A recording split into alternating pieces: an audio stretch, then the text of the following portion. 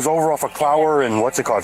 We got showcase these. I don't have any details yet. Insane. She won't step on nothing, but She was on her phone. she's got a bag. I think this is her husband. I'm truly sorry for what I have done. I'm very sorry. I just want you to know, if you allow me a second chance, please, thank you. This is 23-year-old Adam Bird coming to the realization that police have uncovered his terrifying secret, and now they have all the evidence to prove it. Where's my baby? That's the last time this girl is. Where's my baby? She's dead. And while Adam looks devastated, it's nothing more than an act, a performance meant to distance himself from a horrifying crime that ultimately took 3 lives. Insane. She's got a bag. I think this is her husband. Tell me it's not Jane. Yes, it is, and that's why I need to talk to her. Died? She was murdered. You keep giving details, and I'm trying my best. It's around 6:30 a.m. on an early Thursday morning in San Antonio when a patrol officer, driving along his usual route, comes across a horrifying sight, a young woman lying motionless in the middle of the road. He steps out of his vehicle and instantly calls for backup, and within minutes, more units begin arriving at the scene. Shots fired came out about 2:30 last night. It was over off of Clower and what's it called? We got showcase these. I don't have any details yet. Insane. She won't step on nothing, but She was on her phone. she's got a bag. I think this is her husband. Okay. So she's moving out. This house? I don't know. The victim was identified as 22-year-old Jade Alvarez. She had been shot several times in the body and once in the head. There was no suspect or weapon at the scene, but officers found a suitcase full of clothes nearby. They moved quickly to the house in front of which Jade was found, hoping to locate anyone who might have seen or heard something, or even the killer. The timeline was shocking. If Jade was killed around 1:30 a.m., she had lain in the middle of the road for over 5 hours before being discovered. A resident couldn't provide much, but did recognize Jade, saying she often walked through the neighborhood with her 3-year-old son. Jade was a young mother, devoted to her child, preparing to start college and determined to build a better future for both. Tragically, she never got the chance. Officers continued their investigation, piecing together small fragments of evidence. They soon formed a theory as to why no one reported a woman lying in the road. Every detail painted a grim picture, exposing the cruel and senseless nature of the crime. It was clear that this young mother's life had ended violently, and the investigation would have to uncover the terrifying truth behind the moments that led to her death. So I think it was a bitter breakup. Yeah, that's what it looked like. Is that all her? Yep, she got all her stuff. She was leaving. I guess he didn't like it. And Yeah, so I see any disturbances, but I didn't see anything in the 240. Yeah, nothing. No alarm. and it was raining. This is the perfect time to do it. Yeah. Police concluded that the heavy rain that night had kept people inside, which was why no one noticed Jade lying in the road. As the sun began to rise and the investigation unfolded, detectives slowly pieced together what likely happened that night.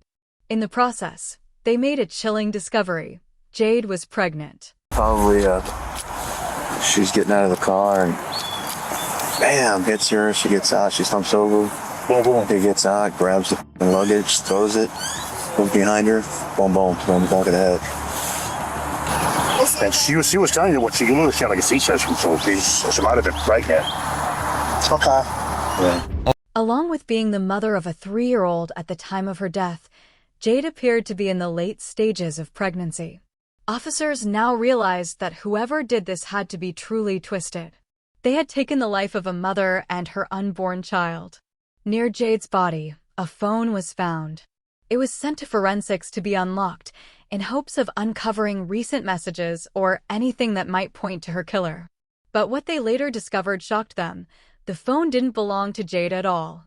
It belonged to the one person they least expected, the killer himself. For now, detectives focused on learning more about Jade. That's when they found body cam footage from 2 weeks earlier, taken during a welfare check. At the time, Jade had just been kicked out of her parents' house. Concerned for her mental state, Her grandmother requested a welfare check at the home of a friend where Jade was staying. That body cam footage would eventually lead detectives directly to the main suspect in Jade's murder. My name is Roger. So obviously the officer explained that I think it was grandma maybe that called. She was just concerned about maybe some things that you had said.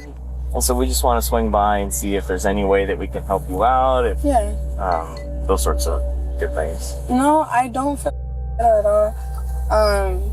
They do tend to make up a lot of things and they would say anything like that. But I mean, as you can see, the only marks that I have right here is from my dad choking me to the floor. Oh my God. And he said I scratched him, but if you can see my hands, I bite my nails to the nubs. So how am I gonna scratch something? When did that happen? Oh, that was on Friday when I got arrested. Oh my gosh, you got arrested? I'm so sorry. I didn't know that. But it's okay. The person who had been housing Jade after she was kicked out was Julia Castillo, a close friend. Investigators knew they needed to speak with her, as she might have information about who wanted Jade dead and why. But first, they completed processing the crime scene. Every piece of evidence was carefully collected: Jade's body, her personal belongings, and the bullet casings, all sent to forensics for analysis. The following day, detectives returned to the area to speak with additional residents in the neighborhood. During this canvassing, they encountered someone who had been staying in a nearby house on the night of the murder. What he reported seeing provided the detectives with their first significant lead in the investigation, giving them a direction to follow as the case began to take shape. Anyone drive up to, there's some houses over there? Yeah, there was an SUV that pulled up in front of the house. What kind of SUV? I don't know if it was like a Durango or like a Jeep, but it was like an SUV, one of those two. Okay, and then what'd you see? So then I saw like a woman get off and she had like a suitcase or something. Okay. And I was like, oh, I didn't really think nothing of it. I thought she was just getting dropped off there. Did you see that car? Did it drive off? Yeah, they drove off. Okay. They were there for like 10 minutes and then they drove off. Okay. No, that's it. I appreciate you talking with me. I'll turn that conclusion to your statement. The driver of the black SUV could have been the last person to see Jade alive, or even the killer. Fortunately, detectives discovered that someone they had planned to speak with owned a black SUV matching the witness's description: Julia Castillo, Jade's close friend who had been housing her weeks earlier. This made Julia a key person in the investigation, likely the last to see Jade and possibly knowing who she met after being dropped off. Detectives reached out to her for information, but the conversation didn't go as expected. Still, her connection to Jade made her crucial to solving the case. What? That's why it's so urgent that I need to speak with you. I cannot right now. You're really throwing me off. What is this about? It's what I just said. It's a murder investigation, and I need to speak with you about it. If you need to talk to me, you can contact my attorney. Excuse me? What's your one? Well, Julie, I need to talk to you. Okay, my attorney's number is... I talked to him, and he said if you want to talk to me, you can talk to him. You've already talked to your attorney? I mean, he told me to not talk to anybody ever. He told me I'm not talking to a detective about anything. Okay, I'll try again another time, okay? Okay, thank you. Julia immediately sounded panicked and told detectives she would not speak without an attorney. And although she hadn't been considered a suspect before, she had now inadvertently made herself one. Detectives couldn't afford to waste any time. The longer they waited, the further Jade's killer moved away. So they reached out to Julia's mother, Alice Castillo, hoping she could convince her daughter to cooperate. Alice had allowed Jade to stay at her house, but had kicked her out after Jade brought a man over. Unbeknownst to the police, Alice would provide their first real lead, a man who might be responsible for Jade's murder. Yeah, his name's Adam. Okay. Yeah. How long have you known him? About maybe like a year or so, year and a half. So I'd be working out there at night and he'd be walking. And then we just started talking about, he was actually here at the house. We were back there, I was making a bike for him. And then, but then he took off and because he was gonna he met his girlfriend here. Do you remember seeing, did they go Where did they go? Like, They were actually, the car stopped right there. what and kind of? So they she got off. She got dropped off. Yeah. Do you know the girl? She's been here a few times. Do you remember her name? Jade. Jade. Jade or Okay. Jade, something like that. Okay. Yeah. Did you ever see them arguing or anything? Or I mean, Adam's got a pretty like aggressive behavior. Like when he gets mad, like here with me, he's never really done anything. Like Can I ask you a question? Have you ever seen him with a gun? Has he ever shown you a gun? He always has guns. I don't know. Did he show you a gun that night? I believe he had I think it was like a 9 with a green laser. Had a green laser? Do you remember how he was carrying it? Like you would have it on the side like that. Yeah, it was a Glock 9 with a green laser and a flashlight on it. What color is the gun? Black, all black. Black. Okay. Yeah, it was it had a little light on it, and it would turn on the laser, and it was a green laser. Yeah, I saw the one with the extended clips. He had an extended magazine. Extended, yeah, like it was. Did you see it? Did he have that gun that night when he was here? I didn't see it that night, but I seen it before. But I'm pretty sure he does, because I mean he always carried it. Okay. Because I mean he's got a lot of enemies, because he's like I guess like the homeless bully, I would say. I really appreciate you coming. I know we keep coming by, and this concludes my interview. Detectives need to locate Adam quickly. He is armed and known for his short temper, making him both unpredictable and dangerous. Most critically, he is their only suspect in the murder of Jade Alvarez. Forensic evidence confirmed that the gun mentioned by the neighbor is the same weapon used in Jade's killing. However, this wasn't the only crime linked to that firearm. A few weeks prior, a nearby store had been robbed twice, and CCTV footage from those incidents shows a suspect matching Adam's build carrying the same gun. Detectives devise a plan, arrest Adam on the existing robbery warrants, and then use his custody to question him about Jade's murder. Over the following days, officers canvassed the neighborhood, speaking with anyone who might know Adam and attempting to pinpoint his location. By now, he could be anywhere, having nearly a week to vanish. Surprisingly, he has been hiding much closer to home than anticipated. Exactly 6 days after Jade's murder, detectives locate him in an abandoned house just a few streets away from the crime scene. He is taken into custody without incident and transported to the station for questioning. The interrogation begins carefully, avoiding any mention of Jade's murder initially. Despite their caution, Adam senses the direction of the questioning. He begins to distance himself from Jade's death, attempting to appear detached and uninvolved, while officers watch closely for any hint of deception. I'm sure it's okay for me to show you this picture if you want to see it. Well, I'm fine. You're fine? Okay. It's just another one from the store? No, so the other thing is, I'm going to interject again. I want to speak with you, but it's about something totally unrelated to this. I'm really not. It's a murder investigation. Do I have your interest, or are you willing to talk to me or not? Yeah, man, like, by all means. Okay. I was gonna show you a photo. I don't want to see no photos. It's not murder photos. I'm just gonna show you a picture. Do you recognize this person? No. You've never seen her? No. This is the instant Adam understands he cannot run from what he has done. Do you know what day it is right now? No, I don't. It's the 12th. Tomorrow's 1 week. 1 week, look at me, since we found Jade. Watching Adam's reaction to the first video of Jade, the detective decides to intensify the pressure. He shows Adam a second video, this one of Julia's mother reading a message Jade had sent after being kicked out of their home. Each action is meticulously calculated, layering guilt, sorrow, and emotional tension until Adam feels completely cornered. Vulnerable, shaken, and unable to defend himself, he is precisely where the detective intends. In this fragile state, all of Adam's manipulations, careful planning, and deceptive strategies begin to unravel exactly as the detective had anticipated. You did what? Look at me. This is it. Talk to me. With that same gun that you see me in the photo with the robbery, Okay. that's the gun that killed Jay. I did it. Why? Look at me, dude. Can I go to jail now? Listen, Please? let's keep talking. We know. No. Jade, Can I- listen, look at me. Jade's family deserves it. No. And you are no, and you are. It's gonna eat you alive. You need to talk to me. Why this happened?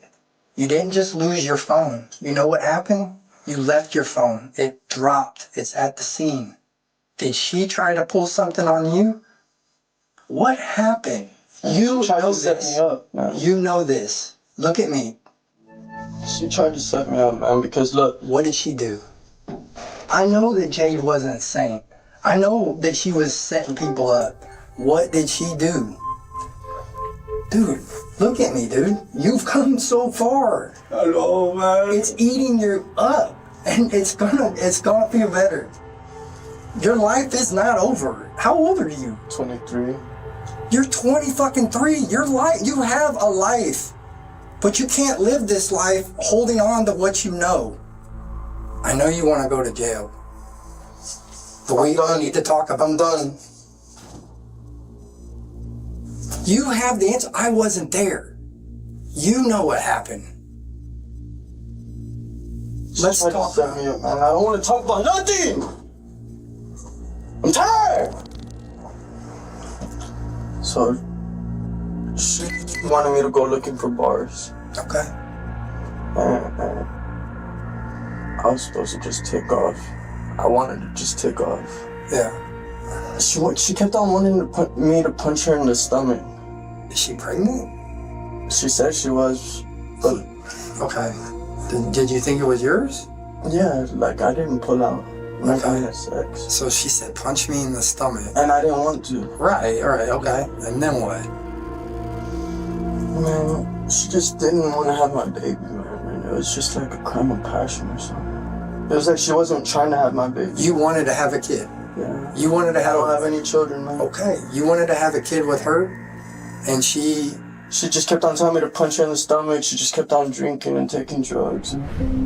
Although everything Adam says is unsettling, detectives have no means to confirm if any of it is true. Even if some of it were accurate, nothing could ever justify his actions. Most likely, he's simply attempting to convince himself that what he did was somehow reasonable. As the interrogation continues, Adam starts describing the murder in vivid detail, inadvertently reinforcing the strength of the case against him and giving detectives more damning evidence to solidify their investigation. This, it just pulls like instantaneously like that. And then it jams up. I take it out, I put it back in and go like that. And then it shoots again and jams up again in my pocket, in the hoodie pocket. And then I come back and I have to run back because I didn't know if she was dead or not. I didn't want her to suffer. Okay. And so for sure there's 3. Okay. When you said you ran back and you didn't want her to suffer, what did you do? Shot her in the head. Is that enough detail? I wasn't Did looking. you scream? I don't remember. You said, but you see what I'm saying? You keep giving details, and I appreciate it, but And I'm trying my best! Adam, look at me. She didn't want to have my kid, man. Dude, you've been really honest, and I really appreciate it.